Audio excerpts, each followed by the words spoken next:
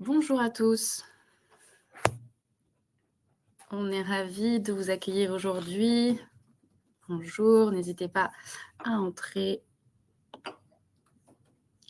Bonjour Marie, bonjour Sébastien, on attend encore un petit peu, quelques minutes, le temps que tout le monde arrive. En attendant, vous pouvez, si vous voulez, nous donner le nom de votre entreprise, voir le nom de votre programme d'engagement si vous en avez un, ça pourrait être super de découvrir et voir si on les connaît. Bienvenue à tous.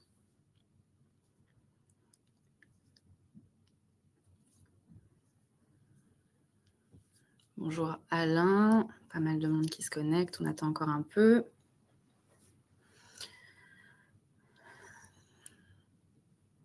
Bonjour Brigitte, Sanofi, super, merci beaucoup. Neuflis, on connaît bien aussi.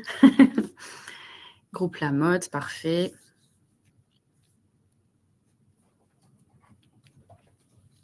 Alenia, Sarah, Crédit Agricole, qu'on connaît bien aussi.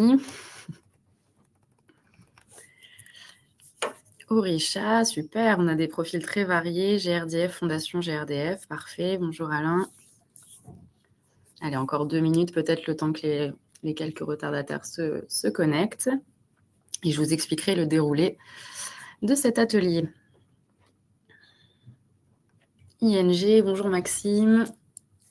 Ravi de vous accueillir.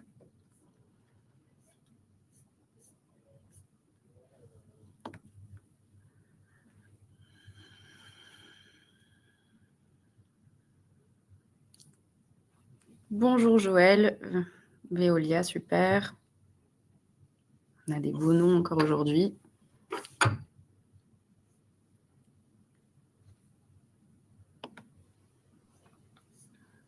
Si vous voulez, vous pouvez aussi nous donner les attentes que vous avez pour cet atelier. On a encore 2-3 minutes avant de pouvoir démarrer.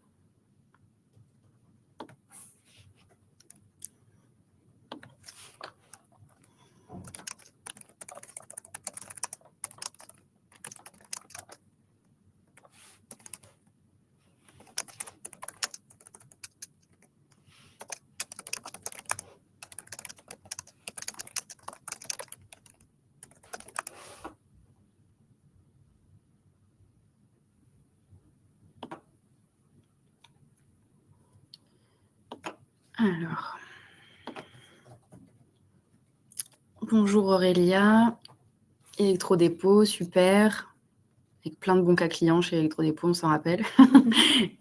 Patricia, Erilia, Sarah, de nouvelles idées, de bonnes pratiques pour développer l'engagement des collaborateurs. C'est parfait, c'est le but d'aujourd'hui. Donc, merci beaucoup, Sarah. S'il y a d'autres attentes ou si vous êtes d'accord avec Sarah, mettez-lui un petit pouce. Bonjour, Cathy, Mobivia. On va bientôt démarrer d'ici une petite minute. Ah, Sarah, Manon est d'accord avec toi.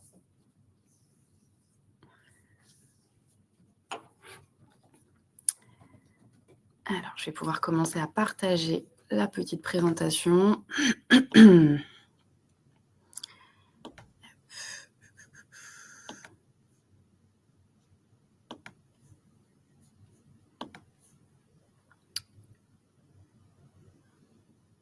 Est-ce qu'on voit bien? Je pense que oui, super. On va pouvoir démarrer. Donc, bienvenue à tous. On est vraiment ravis de vous accueillir aujourd'hui. Un des nombreux événements de la Commit Week, comme vous l'avez certainement vu. L'objectif de cette petite heure qu'on aura ensemble, ça va être de parler de comment déployer toute la force de son programme d'engagement.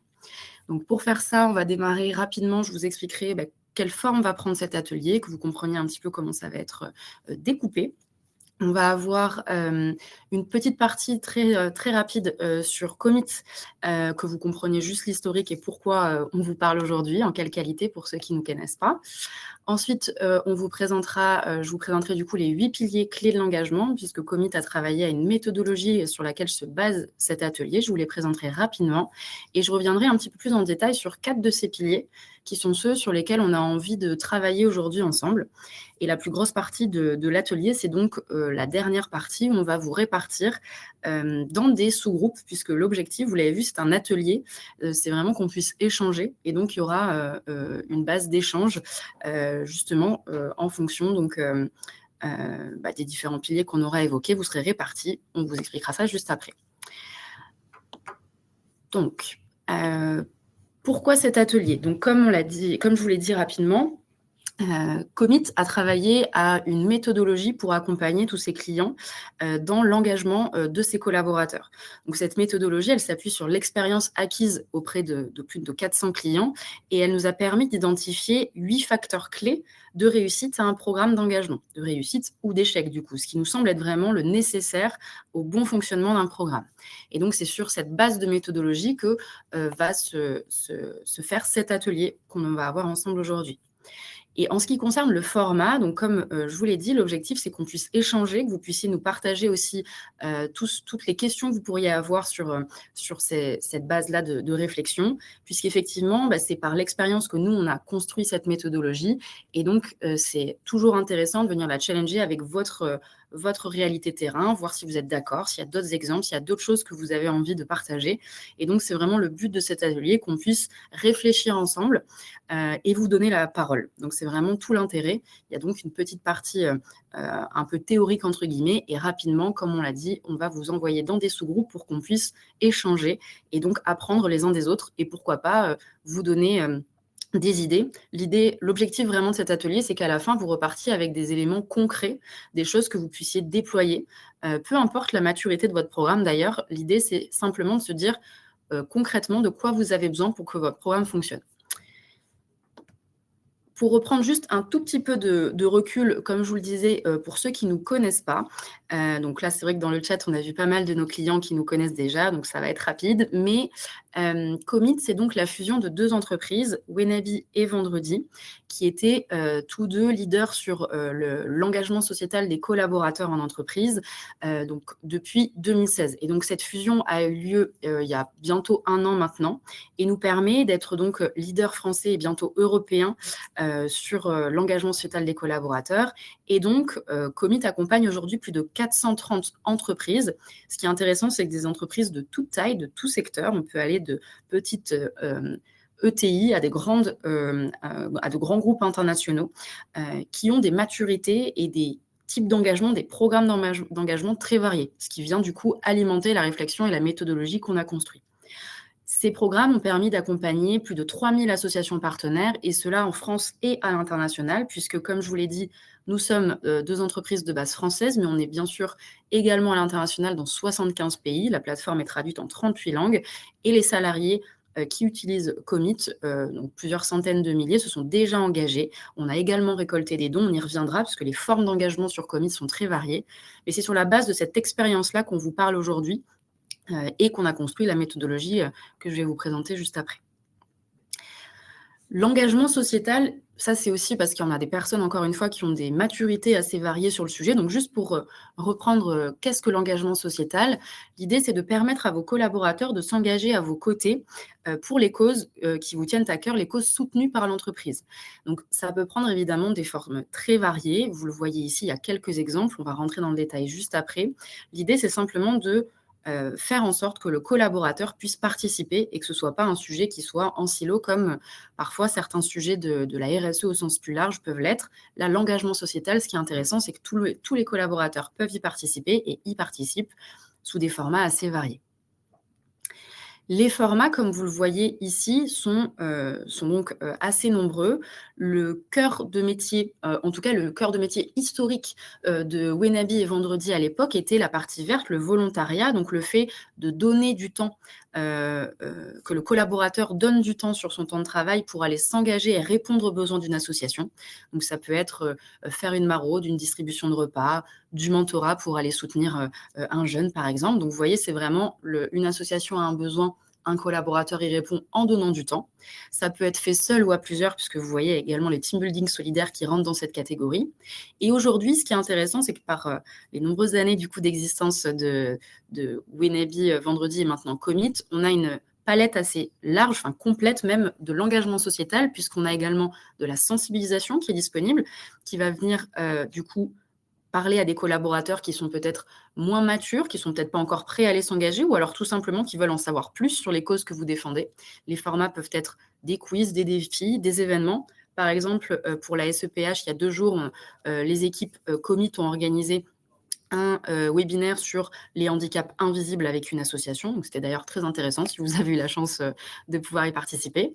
Donc ça, c'est un aspect sensibilisation qui prend de nombreuses formes et qui aujourd'hui va être encore plus complet et fourni puisque Commit, du coup, s'associe, va racheter Civitime, qui est également un acteur connu et reconnu pour de la sensibilisation très gamifiée. Donc, on continue à aller dans des formats de sensibilisation variés.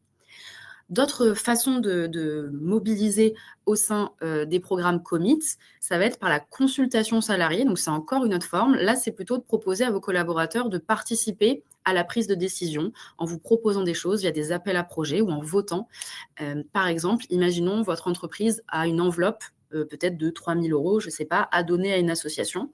Eh bien, vous pouvez proposer à vos collaborateurs de proposer des associations. Ils peuvent voter pour l'association qui recevra le chèque, etc. Donc ça, c'est aussi une autre façon de venir faire participer les collaborateurs dans vos programmes d'engagement solidaire. Et enfin, le dernier volet, qui est un volet extrêmement important, puisque il y a une conférence sur la crise financière des associations qui vient de se terminer juste avant au sein de la Commit Week. C'est un sujet dont vous avez certainement entendu parler.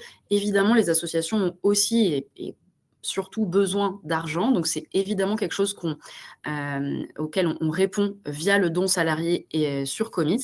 Donc, ça peut être du don financier, où le collaborateur va donner pour une cause d'urgence ou quelque chose que vous soutenez en interne, ou des collectes pour des collectes de jouets, par exemple, sur la fin d'année ou de produits. Voilà. Donc, l'idée, c'est que tous ces éléments peuvent faire partir d'un programme d'engagement.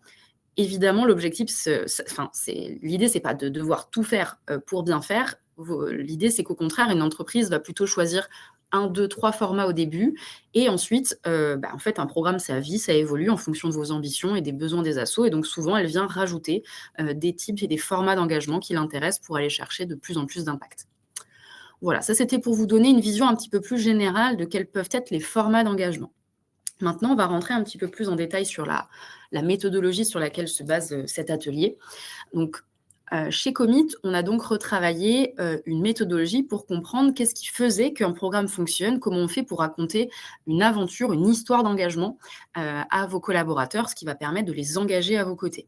Et donc, pour nous, cette logique repose sur 2 leviers principaux, l'adhésion et l'appropriation.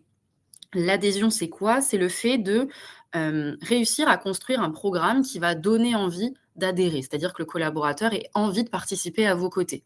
Pour ça, il faut avoir une histoire qui soit cohérente, qui soit claire, qui soit lisible, qui soit engageante. On va y revenir après.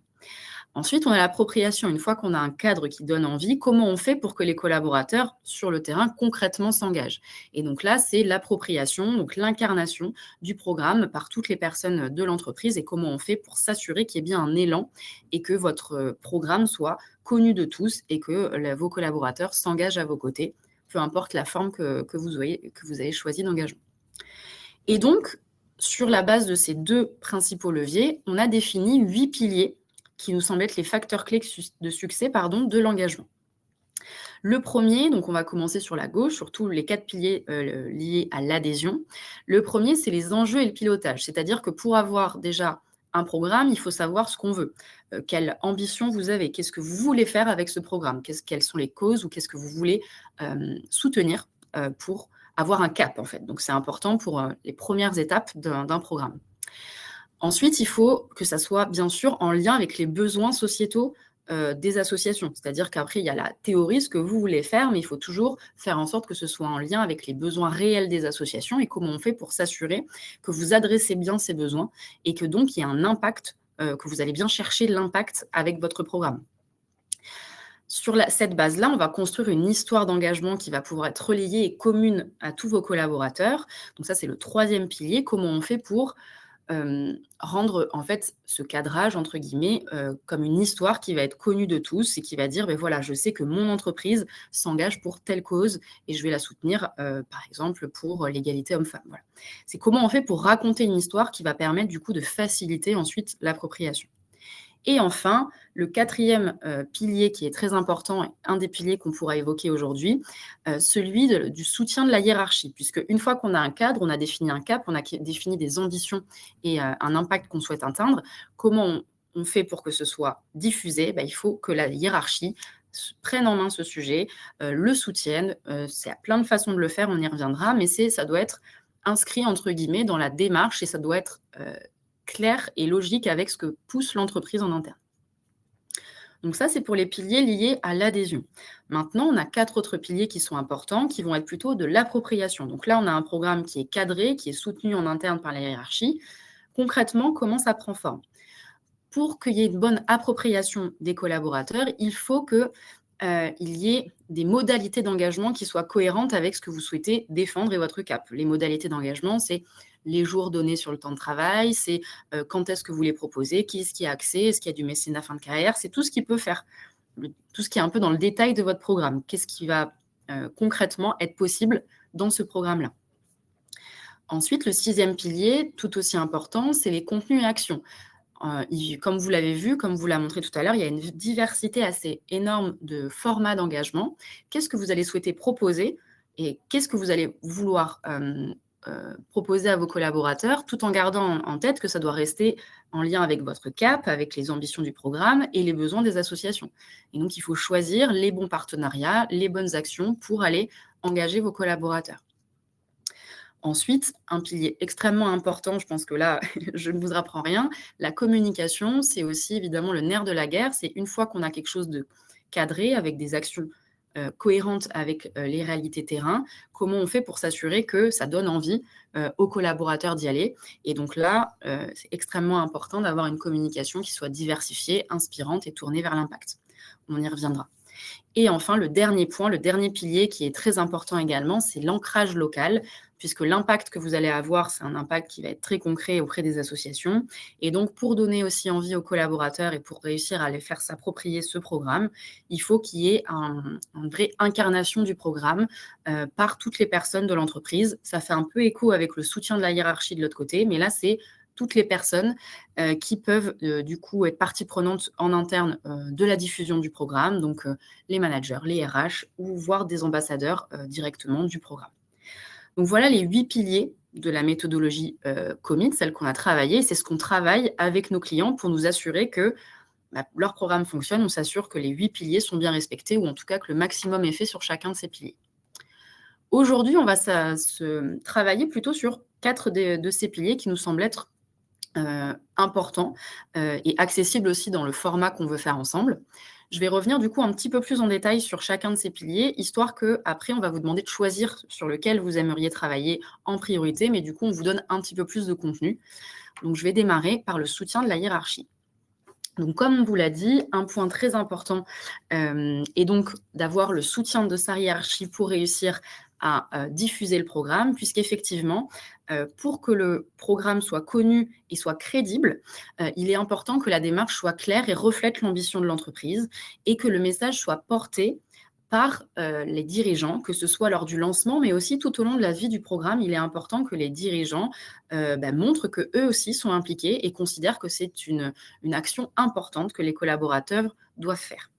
Et donc, rien de mieux que l'exemplarité, montrer l'exemple que les dirigeants eux-mêmes, les membres de la direction, puissent eux-mêmes s'engager directement auprès d'associations. C'est un excellent levier de mobilisation. On a pas mal de clients qui font ça et ça montre aussi que c'est possible de le faire. Si vous voyez un membre de votre COMEX qui vient faire une maraude, vous vous dites c'est vrai que je peux dégager peut-être 3 heures dans un mois pour aller m'engager. Ça vient porter un message qui est très clair, très simple et qui est très fédérateur.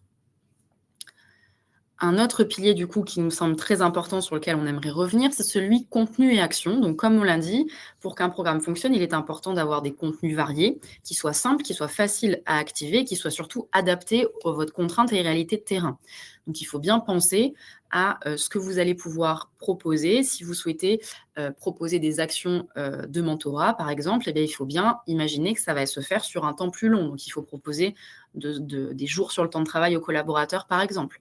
Et c'est important de bien toujours avoir cette réalité terrain, donc ce que vous allez vouloir faire, et de toujours la challenger avec les véritables besoins de vos associations partenaires. Rien de mieux que de co-construire des actions directement avec vos associations partenaires pour être sûr que vous allez embarquer vos collaborateurs et répondre à un besoin très concret de l'association. Le troisième pilier sur lequel on aimerait revenir, c'est donc la communication inspirante. Il est évident que pour avoir une communication inspirante, c'est important d'avoir une communication qui est régulière. Au-delà de ça, c'est important aussi d'identifier tous les canaux de communication qui peuvent être intéressants et les espaces aussi pour prendre la parole au sujet du programme d'engagement.